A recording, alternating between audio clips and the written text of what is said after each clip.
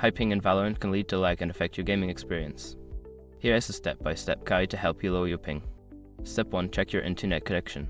Ensure that your internet connection is stable and fast. Use a wired connection instead of Wi-Fi if possible, as this can significantly reduce latency. Step 2. Close background applications.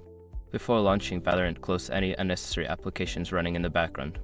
Programs that use the internet, like streaming services or download, can increase your ping.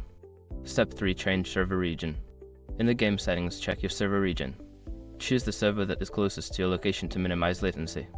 This can often be found in the game's settings menu under the region tab. Step 4. Optimize network settings. Adjust your router settings to prioritize gaming traffic. Enable quality of service QoS settings if available, which can help prioritize your gaming packets over other types of traffic. Step 5. Contact your internet service provider.